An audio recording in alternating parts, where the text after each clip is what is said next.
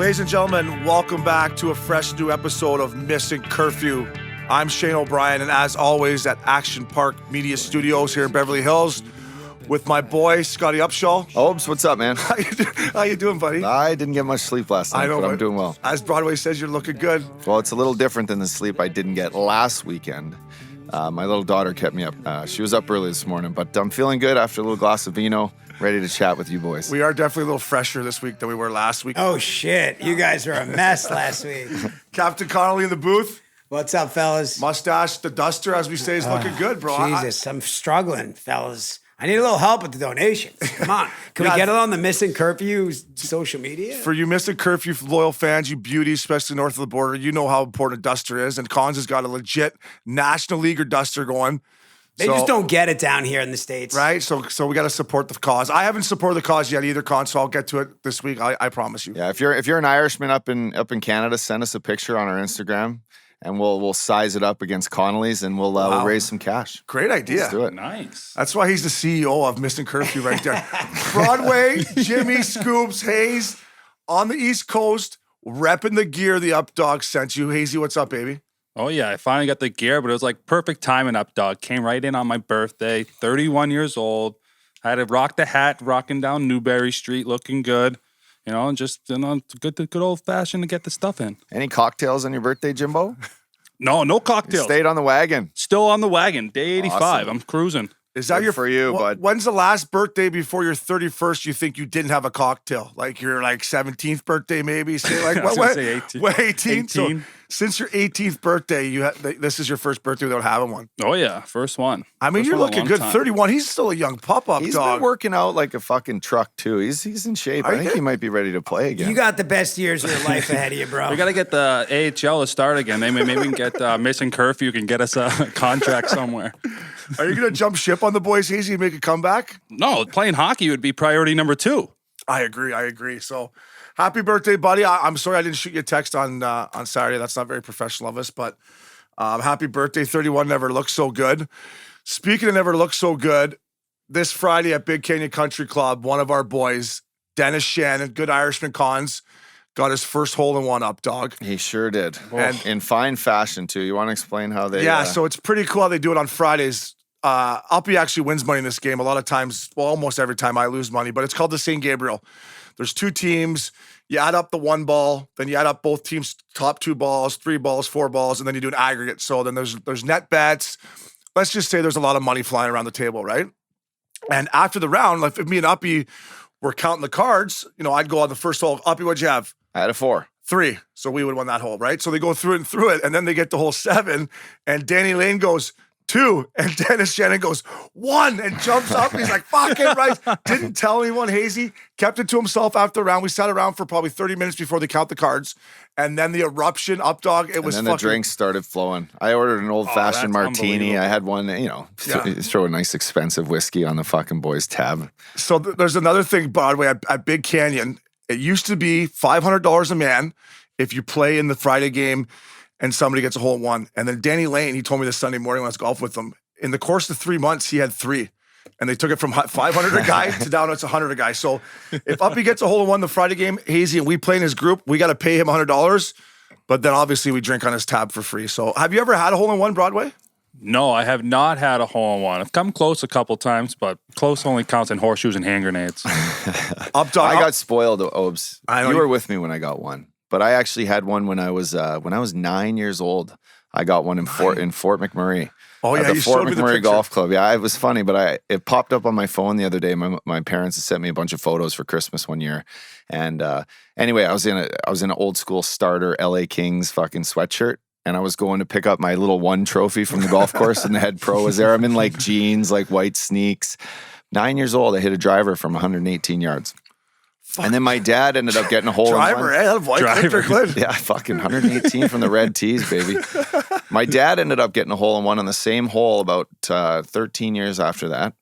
Big Scott. And then you, me, Brendan Steele, our boy on tour, Brendan Steele, Dustin Penner, and Joffrey He always Lupul. hooks me So up when I this come is to Boston. typical.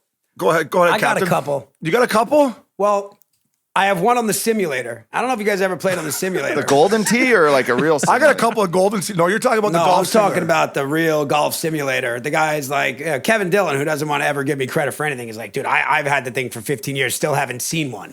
So I had a hole-in-one on the simulator at Pebble Beach. Wow, seventh hole. It's a par three. Yeah, little par and three. then I was at a par three golf course, but it was still off the tee in the cup, 115 yards with a wedge, broad daylight in the middle of in front of everybody. It's one more than I got. Yeah. 115 yards. That's not my ideal yardage either. I'd rather have about 125. Up I get a little steep from 115. You've seen me. Yeah, you got a cushion.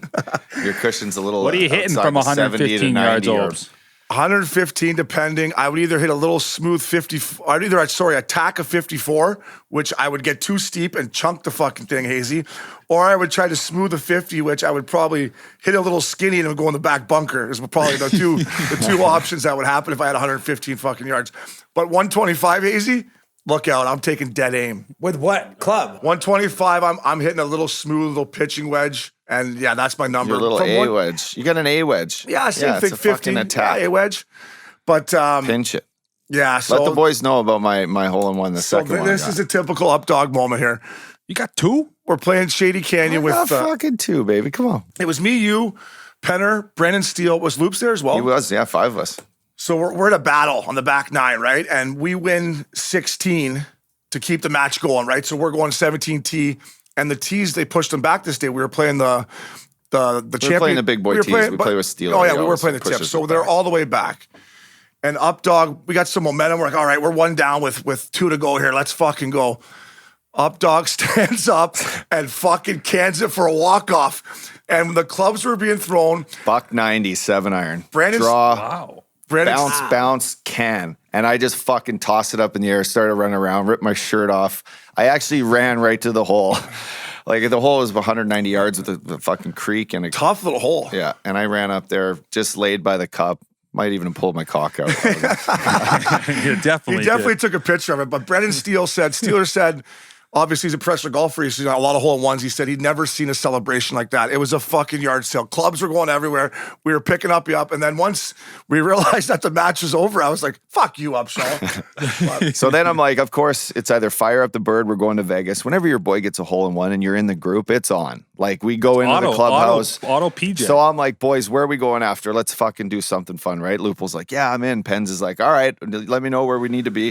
Obes is like, fuck up, dog. I got a broad coming down from Hollywood. I got to thump this broad. I can't be, there's no way I can meet you out tonight. I'm like, what? I was gonna fucking hole in one. Are you nuts? He's like, yeah, I've been working on this girl for a while though. It's not happening. Listen, right. I sit in the clubhouse with him. I have a few drinks with him, and then he's like, always we're going out. And Hazy, you know, I'm a pretty good team guy, but I'm like, up dog.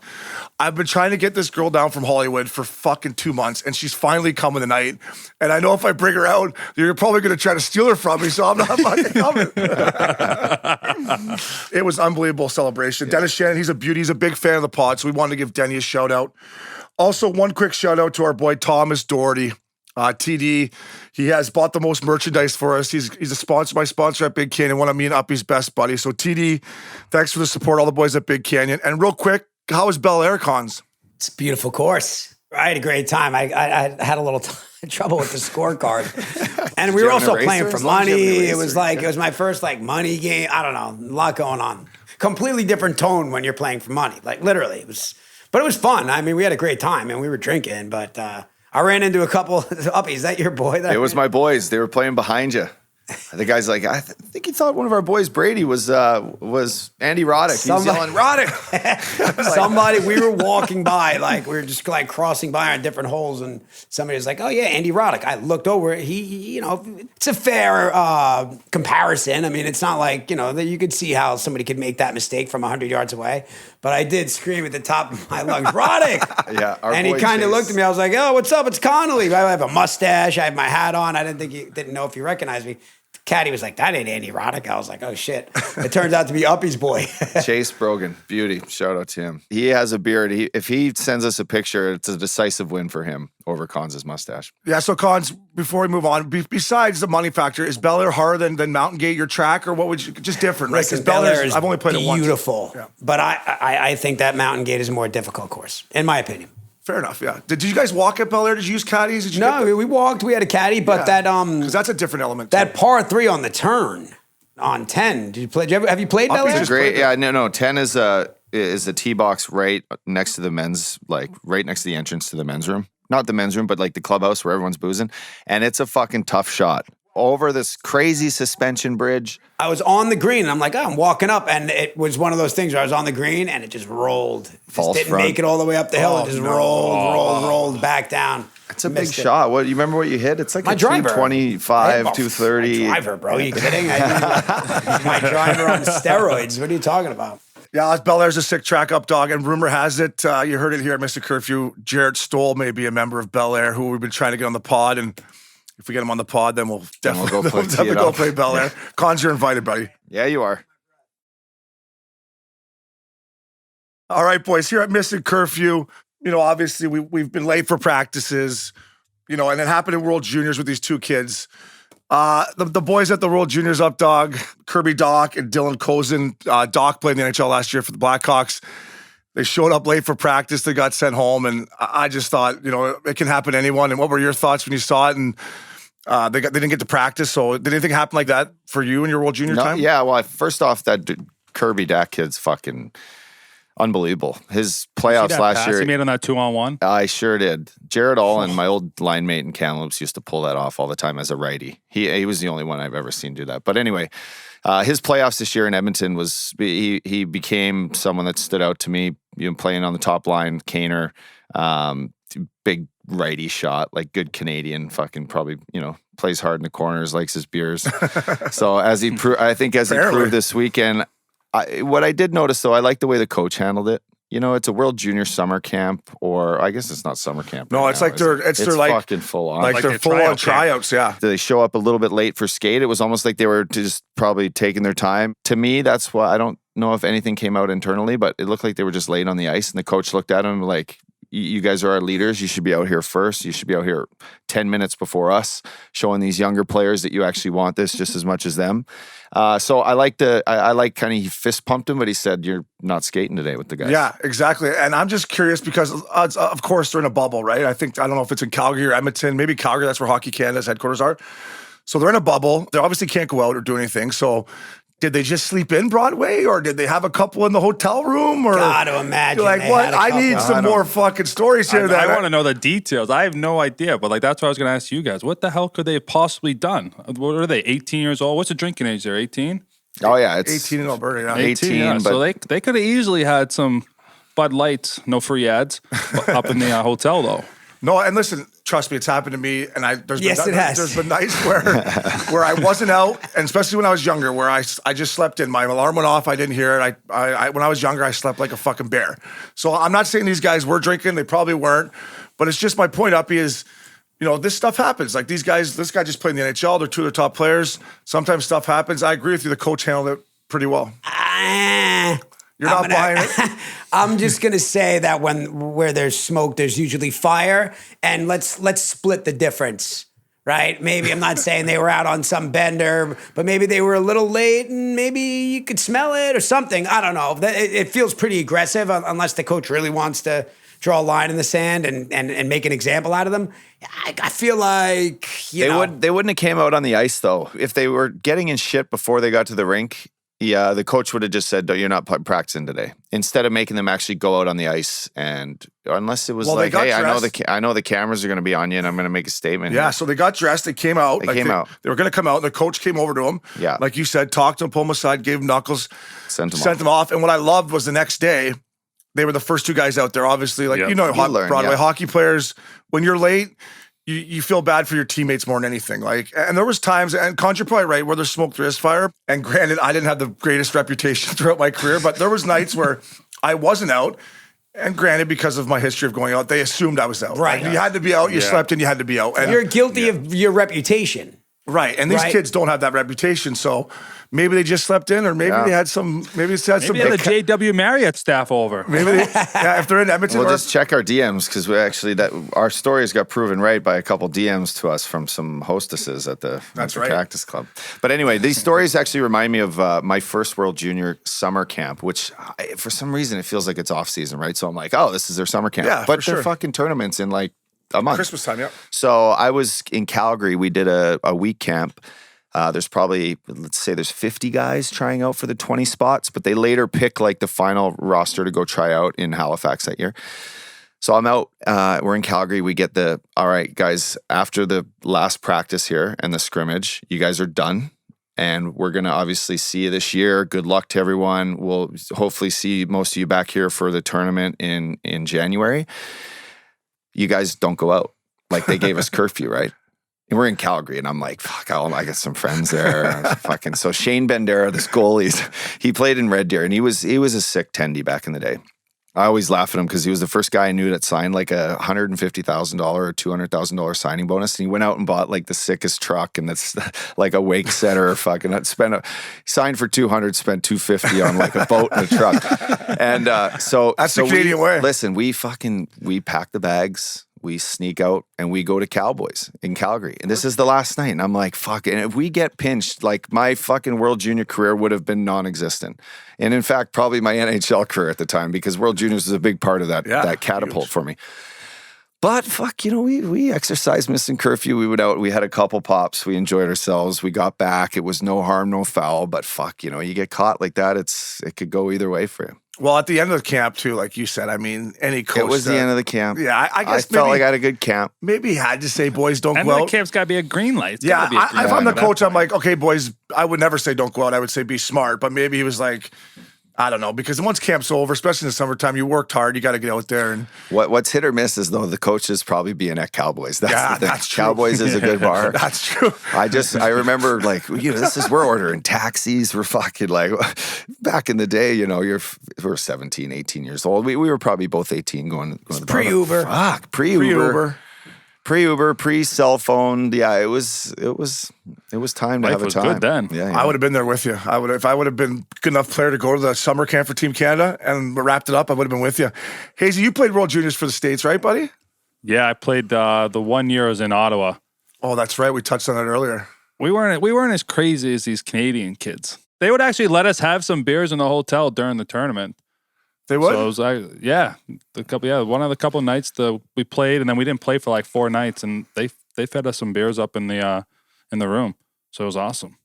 So for these two boys, listen, I think it's going to ride the team around them. Like always, us Canadians were the favorite, I would say, going into the World Juniors, unless they took hitting out. They didn't take hitting out, did they, Huffy? Well, not yet. We're trying. So as long as it's that.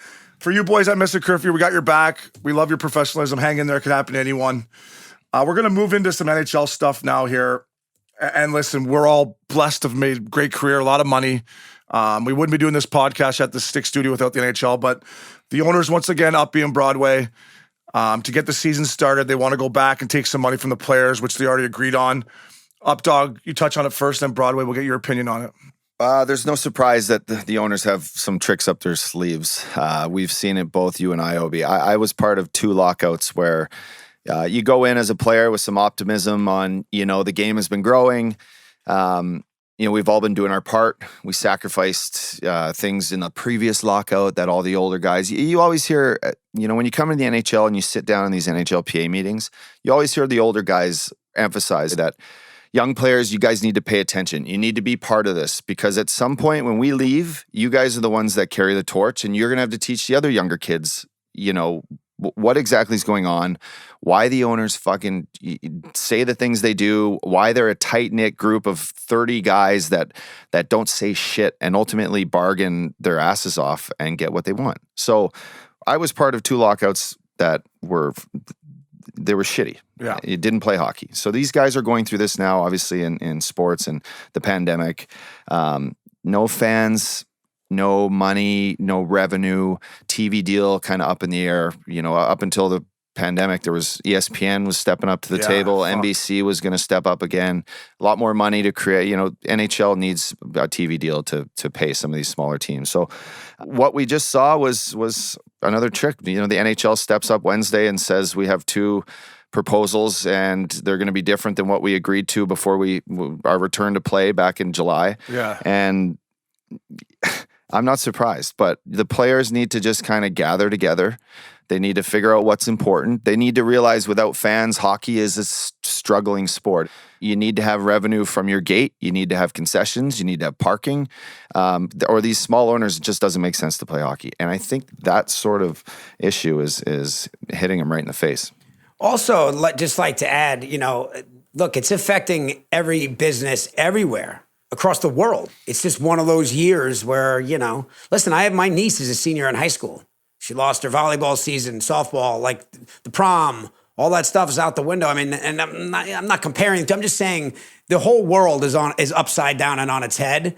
And it's tough. I don't think these owners, if I could play devil's advocate, are doing anything malicious. I think they can't survive.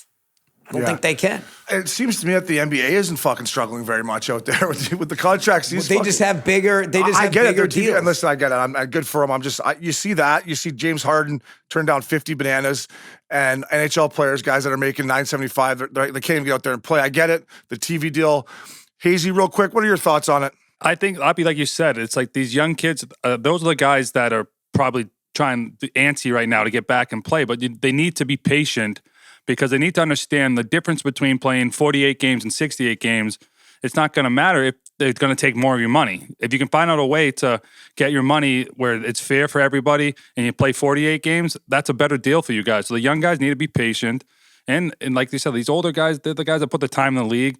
They're starting, some of these guys are coming into their big contracts. And why do they want to get banged with more escrow, with probably taxes and everything coming up too? Like this I think it's a situation when the young guys need to be patient and listen to these older guys and figure out what's the best deal for them moving forward. Are these owners able to take out any like margin loans against like any of their businesses or properties they own? Like they want to borrow money from the players. Banks are giving away money right now at a pretty low rate. Is this something that I don't know, Cons? I'm not much of an accountant myself, but it seems like most people are able to get loans out. And if this like is a bailout of sorts. Well, the bailouts have come and gone from the government, but no, I mean like, if you want to take out a margin loan against some of their assets, their companies that they own, it's 1%, maybe 1.5%. Instead, they kind of want to borrow from their employees again. And the escrow has rubbed me the wrong way for years and years where, their failing businesses are paid for by their employees. And that to me just doesn't make sense because I think they hide so much of it in revenue that they don't ever show, which is why we have to audit them and why I'm still getting checks from 2016 from a fucking, I'm still getting but I'm still getting an escrow check from 5 years ago because they finally found out that like the Nashville Predators were fucking putting people in their suites and not charging them, like stuff like that, right? So it's like, I don't know. When are we going to find a balance? When are the owners going to say like, listen, Cons touched on it. We're in a shitty time. Yeah, and absolutely. We all got to make it work. We want to make it work for the fans, for the game. But I mean, I sat out 2 fucking full years in the NHL because the owners wanted more of the pie. And basically, one year we rolled back 24% and stuck a salary cap on everyone that ended up, losing half the league. Older guys were just done. So no, I think it's a great question by you, and I think they're probably looking at it from the aspect that, hey, these players have already done it before the restart. They redid it. They said they'd give us more escrow, and then it was going to tamper down. They're like, why don't we go back to them and see if, we can get more from them? Because unfortunately, through the history of our lockouts in the NHL, and I went through one too, and Uppy touches on the first one where they missed the whole year with the 24% rollback, and that lockout got me in the league. Because a lot of older veteran defensemen, they were done because of the lockout. And then the second one where I missed half the year, it was my biggest contract. Got you out of the league. Got me out of the fucking league. Or it was the start of it. But Hazy, what do you think? Listen, I talked to a veteran guy. I'm not going to say his name. He said there's owners in these conference calls that are saying, fuck it, let's not play. If there's no fans, no revenue that Uppy's talking about, they're saying scrap the fucking season. We'll do it next year. Getzlaff? It's not Getzlaff. It's definitely not Getzlaff. I haven't talked to Getzlaff since you sit in my chair. Hazy, what's your gut feeling? You talk to some of the young guys. I do think they're gonna play, but like you said, like these owners have a set date, I think, in their mind, and they're just gonna keep picking to see what they can get, like they did in the last lockout, to keep getting more of the pie. And then there's even like a crazy rumor that the owners want to take money from the guys that are making the big bucks. Like they'll take like less paycheck. Like that's insane to me. Like, oh, you gotta make $9 million this year. So hey, how about you cut a deal and make $7 million? Like, imagine the owner would. No way would I ever do that. Well, I don't know how true those rumors are, but there's rumors that they're just trying to find more money, and these set dates, they got a date. I just don't know what the date is, and they're just gonna keep prying for more and more and more. I wouldn't mind to see actually some guys making a lot of money, like some of the bigger boys, sit down with an owner face to face and negotiate like maybe some fucking stock options on some crazy IPOs that these guys might have later down the road. Like some insider trading. Listen, John, this is a long story, but John Madden back in fucking his New Jersey Devil days, he deferred his payments. I forget what it was, but there was a bunch of guys on their team that did it.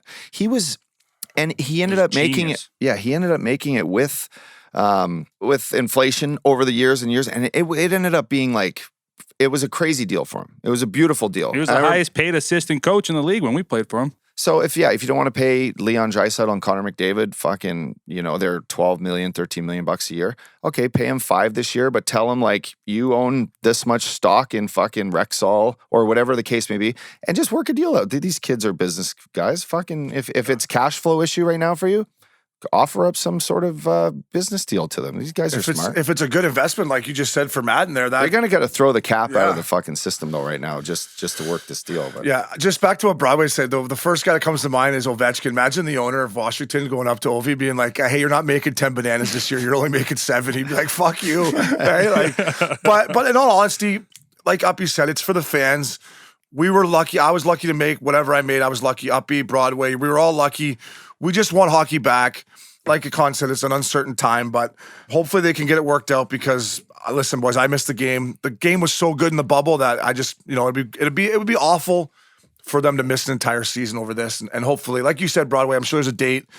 They'll get it figured out and we'll get hockey back eventually. And it is Thanksgiving week here down in the south of the border, boys. And for me, the Wednesday night, Cons, what did you used to call it? Super Wednesday. Super Wednesday. So for me, I wasn't like the updog. I didn't always get the 4-day trips in LA and the 4-day trips to New York when the schedule came out. But what I did get, I typically got the Wednesday night home game and obviously Thursday off for Thanksgiving. And what a night. It's the single biggest bar night of the year. More alcohol is sold in the United States in one night, the night before Thanksgiving, than any other day of the year.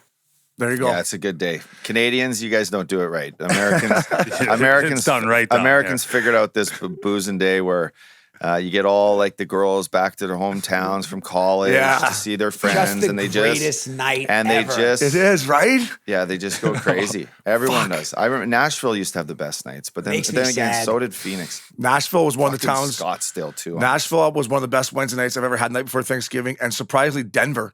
I think we played like a team like the Hawks or the Red Wings the night before Thanksgiving in Denver, so the barn was fucking rocking. I can't remember if we won or lost or not, but we went out and had an unbelievable night. Then you got 3 games of football on Thursday. Oh, with the turkey. It's a single guy's dream. Broadway, you got any good stories about the Wednesday night before Thanksgiving? My first Thanksgiving Eve in the NHL was when I got traded to Florida. I did 2 weeks on a Western Canadian road trip, got rookie party, and I came back to Florida and I got my first experience of the Updog on Las Olas. It was one of the best nights I've ever had down in Las Olas. You were thankful for that, weren't you? I was very thankful for that one.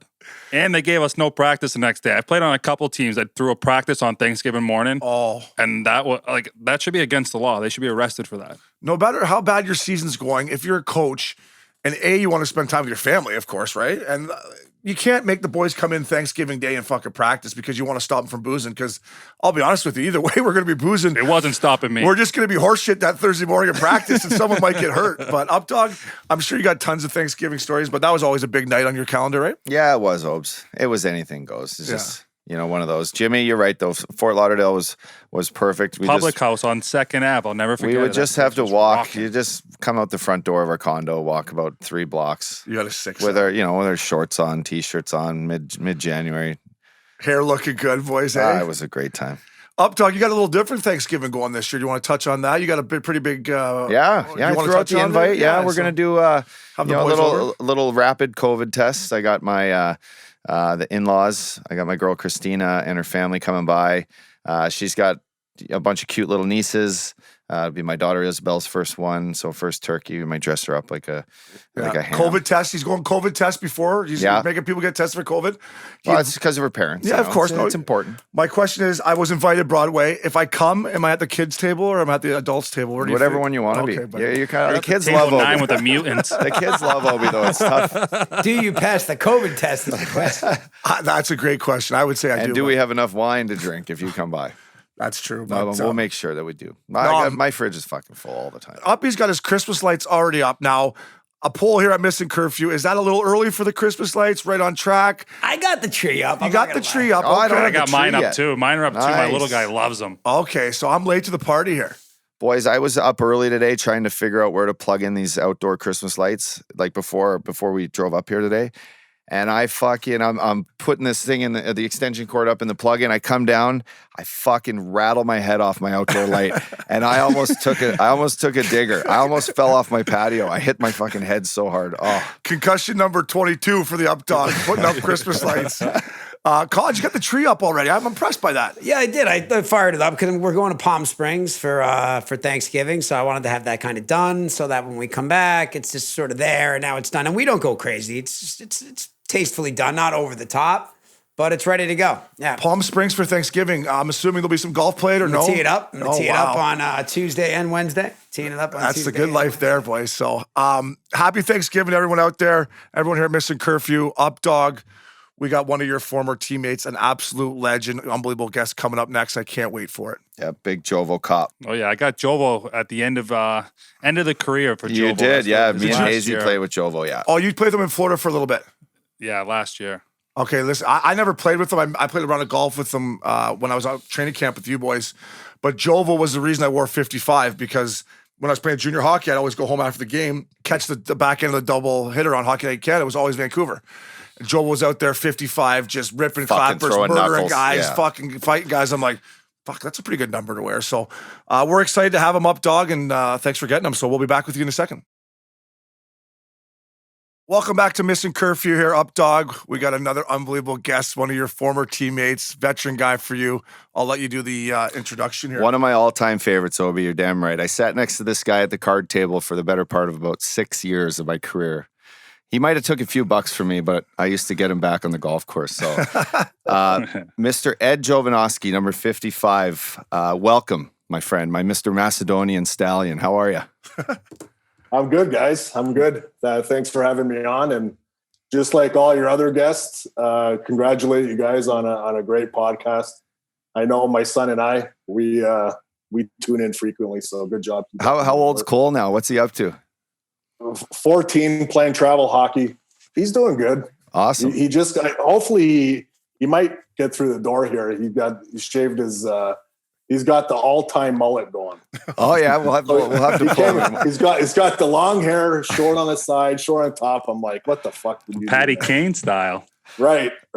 He's a big Patty Kane lover too. So Jovo, we had you and I had a chance to. I remember my first training camp in Phoenix. I actually got there the year before when Gretter was our coach.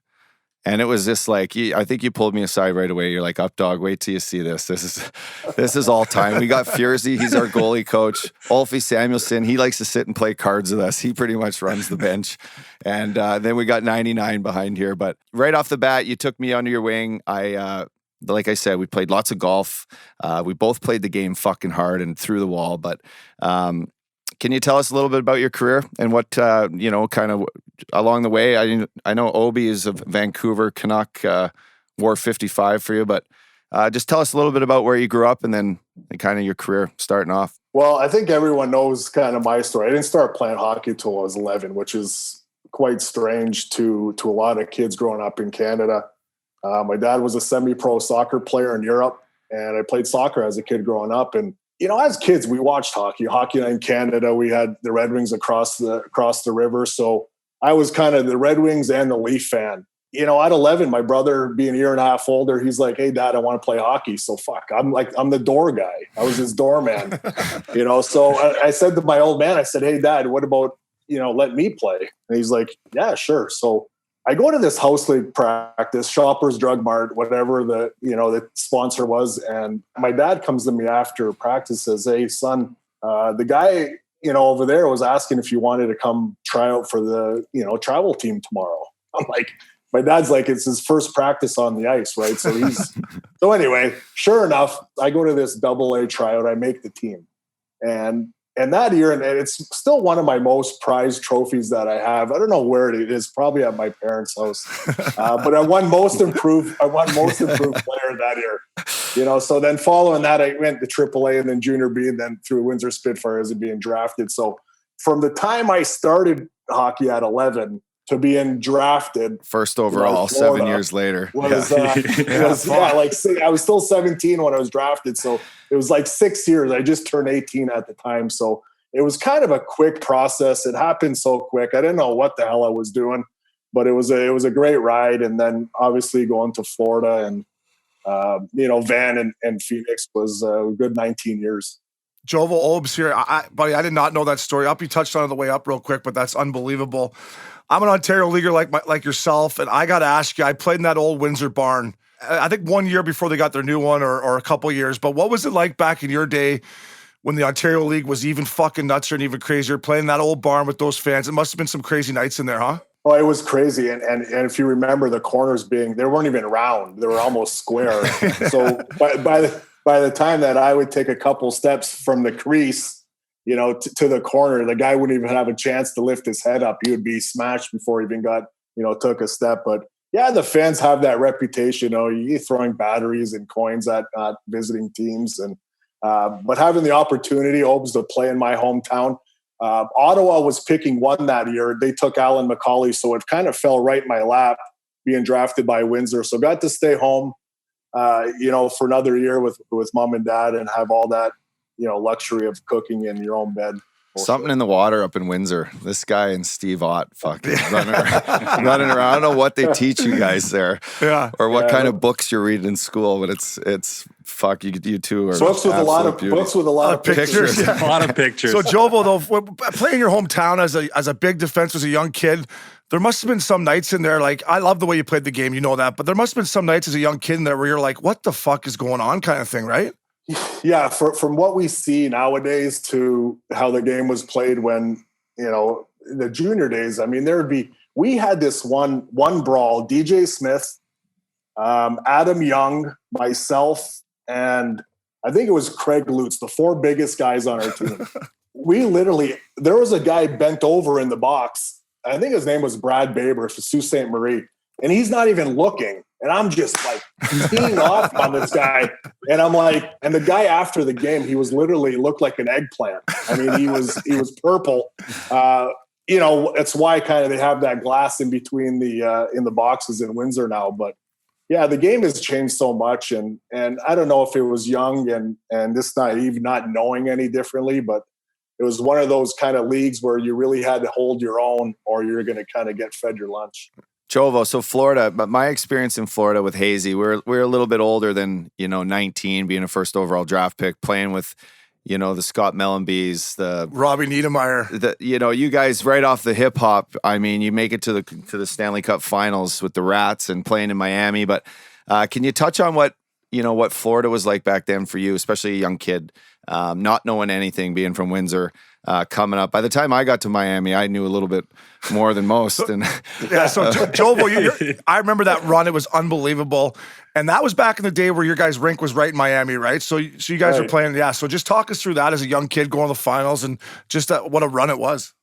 Right. So how that setup worked, we as a team all lived in Boca. So our practice rink was in Lighthouse Point, really kind of dumpy rink.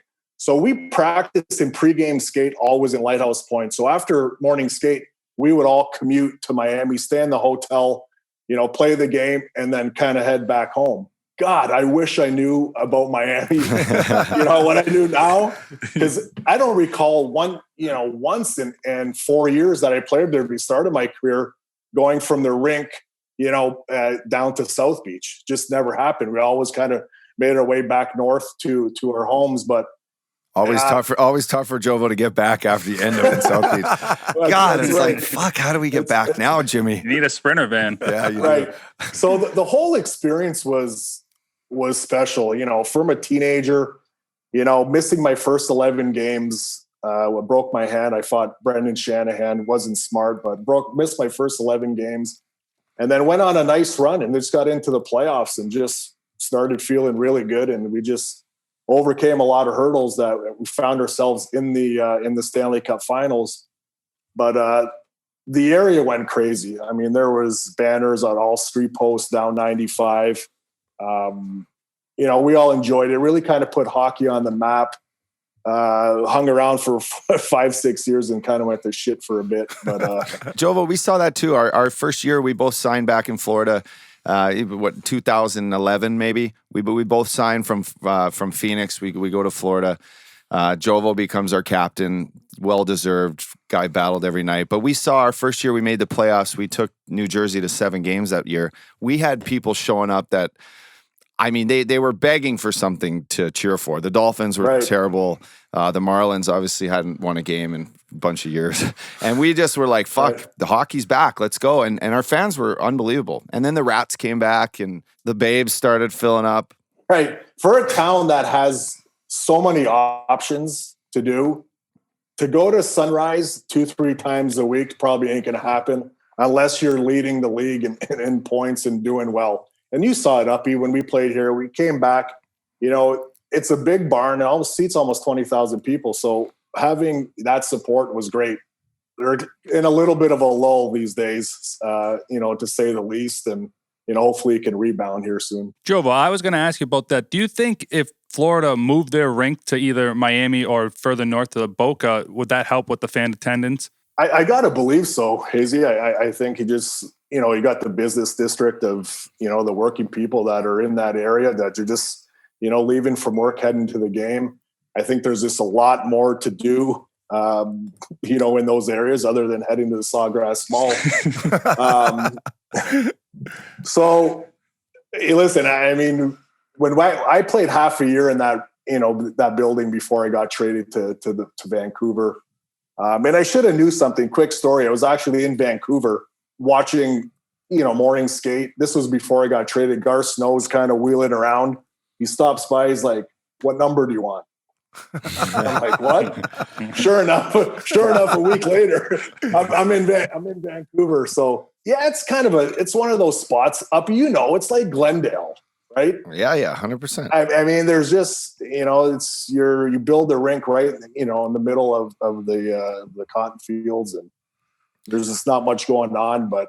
Yeah, we didn't get many fans out on the weekdays, that's for sure. But for some of us, it was kind of nice. I always enjoyed playing in a nice, quiet barn. Let's get this one over with, boys. I got a concert back in Fort Lauderdale. I'm not gonna lie. There were some nights where I went into Florida and Phoenix. I was like, this is kind of nice right here. When you play in Vancouver, it's Phil every night. Jovo, you go into Phoenix, like, all right, I can maybe slide through this one without fucking getting right. That's what I always said. I felt like Vancouver. You just had to be on your toes or you get crucified, So there was really no kind of taking a game off.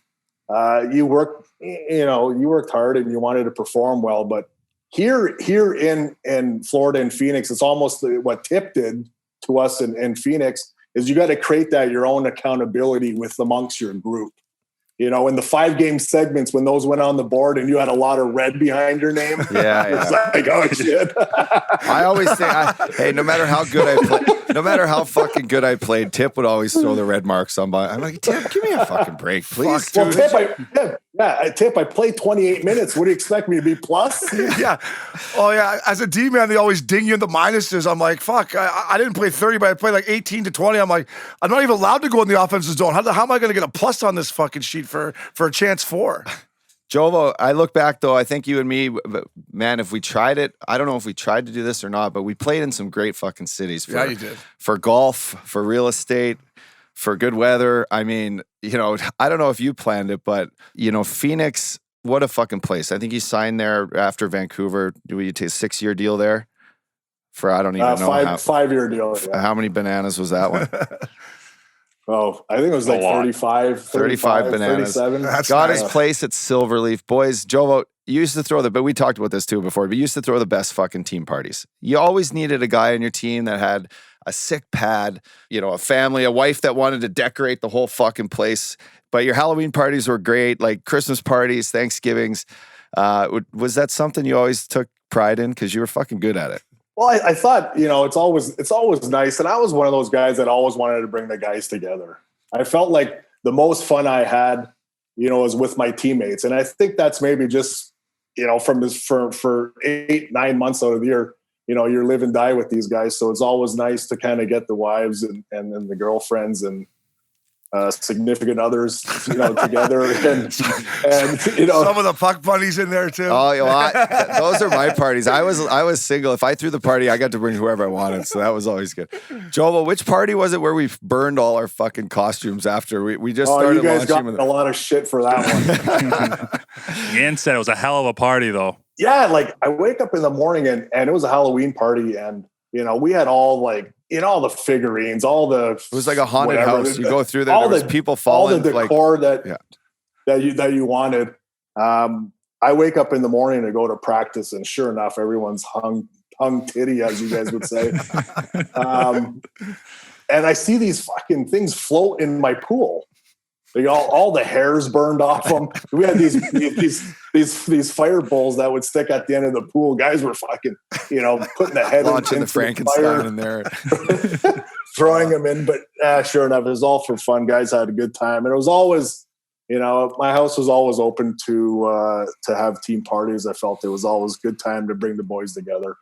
No, and Uppy touched on that before, Jovo, about you. And it's huge for the team when you get a guy like Jovo, that's your leader, that's been in the league for a long time. And he's like, boys, come to my house. Let's get all the wives together. Let's get fucked up. Let's have a good night. And those, Jovo, I'm with you, man. I never threw the parties because my house wasn't big enough. But if I could have, I respect you for it, because those are the best times, and when your team comes even closer. Yeah, it's all the little things. And I think if you ask these teams that go along the way and have success, they're doing a lot of things together, and I think it means a lot to a group to build that camaraderie. Whether it's on or off the ice, to have that relationship with your teammates, the families, and it's just good to get away. Right? It's such a long year, to get away, to kind of blow it open a couple times a year with the family, with the teammates. I think it's a lot to be said for that. Jovo, on this podcast, we talk a lot about our equipment and sticks. And when me and Obi first started coming in here, we used to chirp Cons for his McDavid stick. They're jealous because I have a real McDavid stick.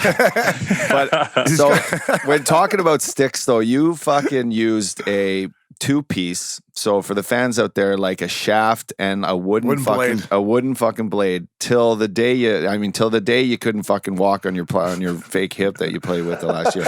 Which we'll talk about that after too. But was that something you did as a kid? Like when 1-pieces came out, did they just not work? Like for the listeners out there, they're probably like, what the fuck? He didn't use a fucking 1-piece? Yeah, right? Yeah, no. I actually came into the league and I saw a picture the other day. I was using a total wood Victoriaville. And then I went to like a Hespler. How much you get paid for that? Someone must have fucking handed you a check for that. You know what? I signed a deal with Louisville when I first came in. I think it was $100,000 for 3 years, but it was awful because anything new that came out, you had to use it. So once you feel comfortable with something, it's like, you got to use it. So come time to renegotiate the deal, I'm like, keep your fucking $100,000. I'm going to use whatever I want. So I started kind of dabbing into a whole bunch of sticks. But yeah, I used a 1-piece up till probably my hip surgery. And then when I started skating back again, I'm like, oh, fuck, this is too easy, these 1-pieces. I just started using them. So it was a little ancient. Hey, so Obi loves it. So me and Obes got to skate in the summer here in California for like 8 years down the stretch, right, Obes? Yeah. And fuck, we'd play with a lot of younger kids in California here who would be going off to Europe or going to college. They weren't quite NHL caliber. But fuck, when me and Obi would be passing the puck in a practice, he would just absolutely fucking cannon me like a pass, right? And I'd like, oh, I love that. Well, yeah. So hey, Jovo, you would pass the puck harder than anyone on the planet. Fucking right, Jovo. Like even in practice, in a game. But I'm telling you what, it would. If he was trying to hit this wine glass right here with a fucking puck, he would hit it. Yeah, he had a fucking accurate pass, but it taught everyone how to fucking to do it like a handle man. Yeah. I think poor Ekblad was like, holy fuck, this guy's like, it was No, just, and Jovo, real quick, my rookie year, Chris Pronger was the one that told me. We were going out for practice at the start of the year, and I'm like, obviously I'm a little intimidated. I'm throwing these little muffin passes, and Prongs is like, it's a fucking National League kid. Snap it like you fucking mean it. And I watched him every day, and fuck, they were always flat, but hard passes makes me better, makes the wingers better. So Uppy never told me that, but I love that you passed them nice and crispy, Jovo. Yeah, and I was told that too as a young player, and especially coming in with, when, you know, I came into Florida being so young and playing with Screwy and Mel and Mike Huff and all these older guys. They would snap it around. So they're always like, pass it hard. I get to Phoenix, and I was passing hard in practice. Wayne pulled me over. He's like, did you ever once see me pass the puck hard? You got to lay it in there. So it was like, who do I listen to? The best player of all time, you know, or these guys? or Screwy. It actually, you're right. Or it used to be actually, it ended up being a game by the end of it, because when you would really fire, it was the guy in his backhand. Oh yeah. Right. So he gets to his backhand, just an explosion. And then he look back at you, bitching, and be like, and you'll be doing this to him. Oh yeah. Risk girls. You know? Jovo, we had this tough guy my last year in the jungle, Trevor Gillies. He played for fucking Collins Islanders. Savage. I love Gills, greatest teammate, tough as nails. And we do the old Canada Cup or horseshoe, and he'd be coming on his back, and I say, boys, watch this. And I would send a fucking seed right on his back, and it would blow up, like, pass on the fucking table. Are you fucking kidding me? Right. Guys would lose it. Lose it. Hey, Especially the you fighters. never give a good player a bad pass, right? Joel Quinville loved a guy that could zip a pass. I got called up one time. They put me on a line with Patrick Sharp and Patrick Kane. I have no idea how I got on this line, but I was playing the left side, and those two guys would just zip passes on my backhand, and Quinville would be yelling, "Crispy, handle it!" And I was so nervous to be on the line anyways. Couldn't handle these fucking passes. That line lasted about 2 days. Right. I would always let those play hard. pucks, Jimmy, just let that puck hit the boards and pick it up on your forehand. Don't even try the backhand. Uppy would just skate into it and get her deep. Who, Glenny? Yeah, Glenny, I know you call him Glenny, huh? Yeah, what was it? Hey, I had a couple nicknames. We've thrown out a couple on here. Some of the listeners know me as Half Up Chub, Dog, Half Half Chub. So Jovo might have gave me the Half Jovo, Chub. why'd you call him Glenny? Just because he's out there buzzing around, not knowing what's going on, or what? This guy, you know, Uppy when he played, it was one speed, right? Oh, He was yeah. just forechecking, back checking, you know. But the best was when he'd go to the net on his off wing. He'd stick that heel into the ice, and he'd cut in on.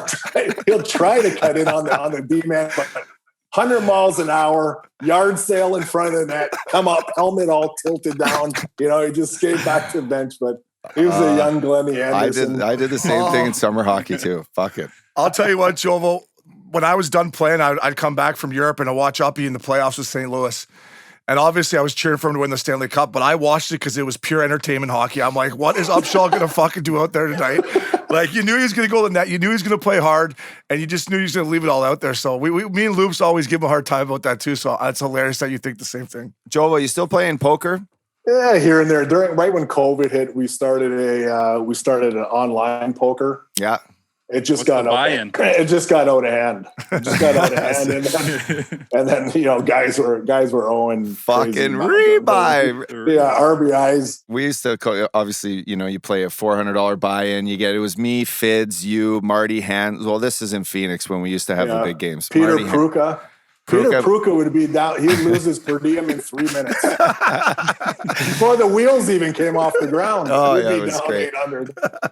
Alfie Samuelson used to come back with a fucking massive chew-in. Slide over, boys. I'm our assistant coach. He'd come in and play. We used to have great poker games. Poker's another thing. I was never a great poker player. But I played because it was good with the boys. It was fun to play. Like, you know, you got to hang out with guys like Jovo. For me, my rookie year, I learned my lesson early in my rookie year, Jovo. Travis Green. Do you know Greener at all? Yeah. I played with them world champs. Yeah, Greener invites me back. Hey, Rook, come sit in. It's him, Solani, O'Donnell. I'm down like 1,500, like you said, before the bird even takes off. I'm like, I'm out of here, boys. But as my career went on, the poker games up here, some of the best times. It was the best way to spend your whether you're icing your elbow after a tough match and you're fucking flying cross country or you're You jumping on the bird to go somewhere. I mean, I looked forward to those games more than I did the actual NHL games. I was like, it's funny you said that though. There's two things that towards the end of my career I looked forward to more than playing was poker and playing soccer. Two touch is fun. We'd be up and we'd be whatever in a location where we got a few hour flight, and nothing better playing poker after a win. Oh, nice flight back, glass of red wine's flowing. That's National League, Jovo. Yeah, those things I miss. Jovo was one of the only teammates I had that in his house he had a full bar with fucking beer taps, massive walk-in wine cellar. Fuck. He had a urinal to piss in that had had a headrest. That's the on. dream, Jovo. That's the dream. Hey, so you come in just shit faced and you put the head on he's got the padded headrest so you could just pee in the urinal. He always had a golf cart. He'd drive to practice in a golf cart.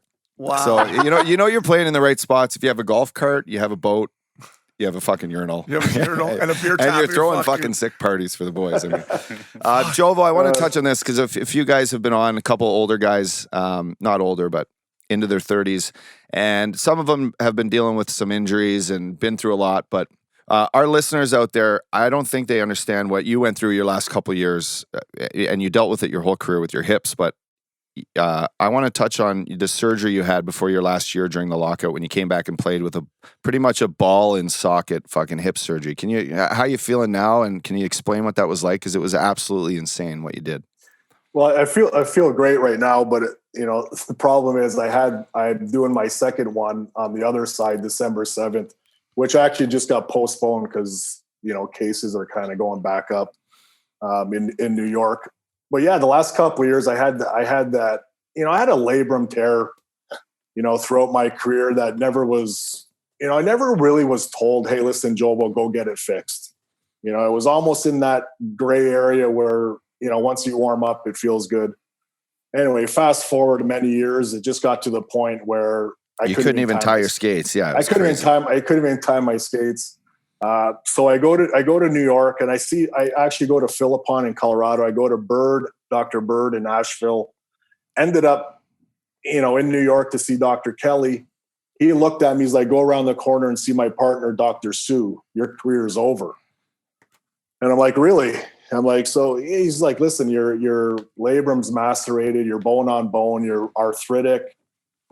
Just the trauma to that area is time to get it redone. So anyway, I have this procedure called hip resurfacing, is where they dislocate the hip.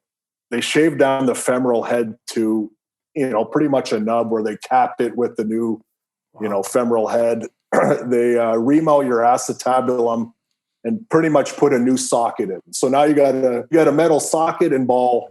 And, I rehabbed it. I thought my career was over. I came back. I had the surgery in April. I came back in January. I played 45, 50 games. I had a year left on my deal. Probably didn't need to play, right? I mean, you didn't need to, but fuck, you're a beauty. You're like, I'm playing. You're like, I want to play poker with the boys. I'm fucking playing. Right. I wasn't ready to pack it in. I had this kind of in my head that I wanted to go to like age 40. I went to 38. But anyway, at the end of the day, I get bought out my last year. So I come back and I play 50 games, with a metal hip. And the reward I got was a buyout. Yeah, really. Fuck. Thanks for everything. Yeah, that's the game. Thanks for having me. That's the game in a nutshell, right there. I'm your captain. I'm a franchise guy. It is what it is. We worked it out, and it is all. I understand the business side of things too. It's not always in your favor, but it was a crazy procedure that needed to be done. Do the hips still work now in the bedroom or what? 'Cause that's the most important thing. That's literally fuck the golf. As long as you can still, get those hips through. I was going to say, I complain about my hips being tight, Jovo, a lot, especially on the golf course when I'm fucking hacking. I'm like, my hips are tight. But after that story, I might not have to stop complaining about stretch the hips, stretch the career. Yeah, so that's a crazy story. And like Jovo said, comes back and plays and then they buy him out. It's just got to kind of piss you off. We're talking about that. The owner's always got something up their sleeves. I'm telling you. Jovo, you got to tell us, you were fucking hilarious. One-liners all the time. Fucking funny with the trainers, chirping the trainers all the time, but always took good care of them.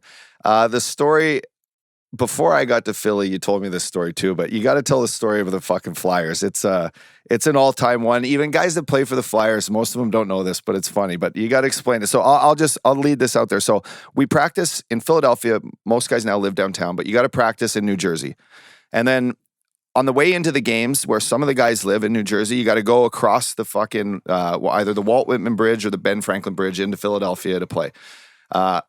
You're leaving 4:00. Fucking, it's prime time traffic, and there's toll booths, and these toll booths are like fucking flip the coin, ding ding ding, and then the 25 cents and you go. Jovo, lead into the story because this is funny what they do. So it's almost similar. That Talk actually told me this story. It was with Greg Smythe, the guy. I don't know, probably the younger viewers won't know him. Bird Dog, they called him, and I think it actually was called up from Hershey at the time. And so they were heading to the airport after morning skate, whatever, heading to the airport. And they had to go, they made Bird Dog drive. He had a rental car, so he was driving it, talking to his teammates in the back. So they're heading up to the turnpike, like Uppy said, heading up to this, to throw the coins into the basket. And he's like, fuck, I don't have any change. And Talk's like, Bird Dog, you're a Flyer. All you got to do is when you drive up there, yell Flyers into the basket and the thing will open. So they're driving up. Sure enough, he leans over, Flyers. It's not opening. Then he's like, fucking Flyers. He's screaming it. These guys are dying in the back. So anyway, that story is traffic just lined up across the bridge. Horns. Fucking Flyers. Honking the horn. Nowadays you get the road rage. See all the road rage. Get shot for that now. Shot now. It's right. You would. The other legendary story was actually Gretz told me this one was Dennis and Bobby Hull sitting in the restaurant in Winnipeg, where the waitress comes by and they're kind of like not harassing her, but she's a good looking girl and they're talking her up. So she comes up. She's like, Mr. Hull to Bobby. My mom met you 20 years ago and I'm your daughter. He's without hesitating. He's like, meet your uncle. Meet your uncle.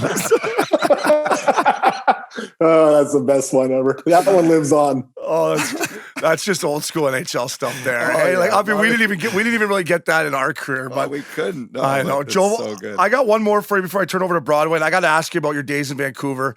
I did say it before you came on, buddy. You were the reason I wore 55. I remember watching you play the double hitters in Van after my junior games. When I went to Vancouver, everybody loved you. Did you embrace Canada? Because I talked to Uppy. Uppy never played in Canada, and I loved Vancouver mainly because we were good. But did you embrace it? Did you enjoy your time there? Or how was it playing in Canada for you? Oh, I loved it, and it was such a change when I got traded from Florida to Vancouver. I got the call at dinner time. Right, and next morning, 6:30 in the morning, I'm on the flight going to Vancouver. 19 straight days of rain. Yeah, oh yeah. 19 straight days of rain. But what I loved about it, Obi, you're right. I mean, it's being on your toes each and every night. The media kind of on your ass. And it just had that different vibe, right? You got a sold out building. The town, it's all about the Canucks. So wherever you go to the grocery store, everybody kind of wants a piece of you. I wish I enjoyed it a little bit more. I lived on the west side. I lived in West Vancouver. Okay. So I loved it. And it was sad when I left. Just the dollar amount didn't make sense. And it is what it is, but you make changes, but it's definitely probably, the best time that I had in the NHL. I wanted to ask you about one of my good buddies here, Keith Yandel. You got to play with the Ends when he was a rookie coming into the league. Did you see what his career project, where it's going to take him to where he is now, like this all-star defenseman, and how was he as a young guy? Because he's one of the funniest guys I know, and I want to know if he was that type of guy in the locker room when you played with him. No, he was great, and you can see it, right from day one. The talent was there, and I kind of like a young Jovo. Fuck, he kind of look at him, look at his tongues, the way he skates. It's fucking right. Little Jovo, and he likes to chuck him too. Got to respect the guy who throws him. But I think if you ask Jans, I think he would tell you this too. I think he made a couple life changes kind of early on in his career. Knew that the opportunity was there to make a boatload of money. I wish I got that memo. Yeah, me too. to have a great career. And, I got married, started a family, he's got a great wife. And I think for him, I mean, it was, one of those guys, just kind of a point producer, was excellent on the power play. He skates so well, and he still does. He might need a little bit. Alfie might need to put him back in line in the D zone a little bit, but you give and take, right, with players. And I think for Jans, he's had a hell of a run, and he's worked hard at it. But just that fun-loving guy, right? Yeah, great Hazy, team. After wins, putting music on, get in the middle of the room, start dancing. Yeah, he's a loves the music, loves to have a good time, but knows when it's. Hey, I told the story, Jovo, the time Briz fucking started clapping at our bench when we gave up those fucking last two. We gave up 2 fucking quick goals at the end of the game against San Jose, and he starts clapping. Donor almost killed him. Well, Jans was the one who fucking shattered his stick at him in the hallway on the way back to our dressing room, but. A guy and he steps Briz up is like fucked. that. Yeah, Briz is fucked. I play with Briz. He's fucked. We are all going home. I remember the one time. I remember the one time where he, we were up 5-6-1 at the time, and we ended up still winning, but we screwed up his stats. And Donor came in. I don't know. Someone almost, grabbed him and just tuned him in there, but. Briz was all about Russia. Oh yeah, I loved it. He would tell you how good Russia was. Oh yeah, Joe, I got to ask you because I did look up to you as a player. I mentioned Chris Pronger. Prongs was big for my rookie year. Who was the guy when you were young as a defenseman that you helped you as get your feet wet and got you going in the league? Well, my first D partner was Gordon Murphy. He was my roommate. That's when we had roommates. But I think that whole team, Brian Screwland, Scott Mellenby, these were guys where when you went on the road, they grabbed you, made sure you came. They're always kind of taking you under their wing to make sure that everything's going good, not only, at the rink, but at home. So I look at that whole team. We had myself, Brett Warner, Radek Dvorak, all, young players that were surrounded by guys that played, 10, 12 years in the league. So they've experienced it, and to listen to them, and to see how hard, like I like Screwy, I remember, he'd stick around after practice and take 20, 30 minutes of face-offs. He told me he was the highest paid player in the league per minute because he got off right off the practice ended. But that's early on, later on in his career. But I think for a guy like that, that's how he was a defensive guy that prided himself, winning face-offs and winning key face-offs. And we all know how important that is because sure as shit, I hated chasing the puck in the defensive zone. So to have the centerman win the draw was key, So, Jovo, I didn't yell down the bench for much because I wasn't a great player. But if we weren't winning faceoffs, I would yell down, "Mix it a fucking win here, boys!" Like because as a demon, it's the worst. And towards the end of my career, when the hips weren't moving and father time was catching up, I remember this one shift. I was in front of the net and I was playing with Goody at the time. And I was in front of the net and I saw the replay after. It was like an air traffic control. So I was kind of directing Goody into that corner. Then I would stay in front of it. I'd be like, Goody, here, go to that corner now. So he was going back and forth like this. I was just standing in front of the net because I knew I wasn't getting there quick enough. But half the power play defense is is communicate, right? You got to communicate, Jovo. So at least you told him where to go. That's right. That's right. And it's always the forward's fault. Always the forward's fault, Jovo. Jovo, yeah, it was an absolute man. It's an absolute pleasure. I think I speak for all of us. It was a pleasure having Jovo, man, having you on here right legend, now. Man. Hey, are you doing right now? Are you doing some work with the Panthers? Are you doing some TV stuff? What have you been doing on the hockey side of things? Yeah, I'm doing analyst work for Fox. So I actually just spoke with my boss today that we're back for next year. Just don't know what that's going to look like. Awesome. Whether it's in studio or it's at the rink, whatever this shit show looks like. But I know I miss it. I'm a hockey guy that watches a lot of hockey, and I certainly miss it. We were talking about the same thing, Jovo, and we missed it too, and we wanted to get back. And we know it's tough times, but we're missing the game bad as well, buddy.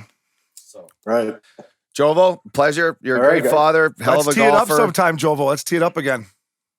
Anytime, boys. Come down. I love the Jovo, what's the handicap at these days? I think it's 1-6. Oh, wow. So you can Wow. swing. You got to get Sandbagger. advice for our captain Connolly in the booth.